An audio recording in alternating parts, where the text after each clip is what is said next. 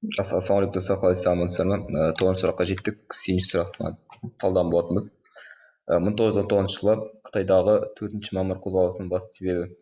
1919 жылға дейін әлемде қандай ірі өзгеріс болды? Ол бірінші дүниежүзілік соғыс болды, иә.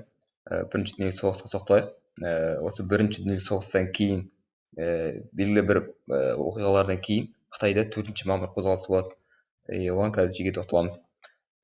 Қарайық, бірінші дүниежүзілік соғыс 1914-1918 жылдар аралығында болды. Кімдер мен кімдердің арасында болды? Үштік одақ пен Антантаның арасында болған болатын, иә. Оған қысқаша былай көрсете қояйық. Қарсыластар Антантада бізде Сербия, Франция, Британия, Ресей, Бельгия, Жапония, Қытай да осы Антантаның ішінде болады, иә.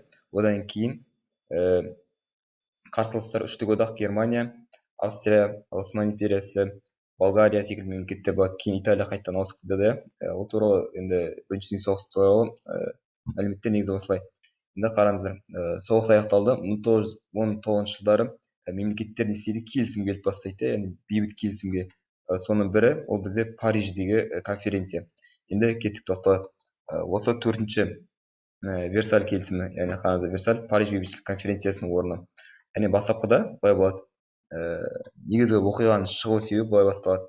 1919 жылы 18 қаңтарда Қытай 27 жеңімпаздардың бірі ретінде, мана айттық қой, Антантаның ішінде бәлен мемлекетті көрсетіп кеттік. Соның ішінде жеңімпаз ретінде саналды, иә. Бірақ та енді қарсылас ретінде Жапония жеңіліп тұр. Бірақ та ешқандай құқықтар сақталмайды. Яғни осы кезде негізгі ақш, яғни Англия және де Францияның негізгі аумақтары бекітіледі, және де осы уақытта Қытайдағы студенттер бұны әділетсіздік деп таниды. Және осы жерде бастапқыда Қытай делегация конференциясында ешқандай күшін алмауы, яғни белгілі бір бостандық, өзінің құқығын алмауы Қытайдағы студенттердің ашуын, наразылығын тудырады. Осыдан кейін 4-ші мамыр қозғалысы болады. Яғни осы уақытқа 3 мыңға жуық студенттің көтеріліске шығуы деген секілді оқиғалар орын алады. Енді сұраққа тікелей жауап ретінде қарайық.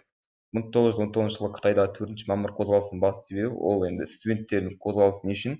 Ол Париждегі конференцияның шешіміне толықтай қанағаттанбағандықтан. Демек дұрыс жауап бізде А болады екен, иә.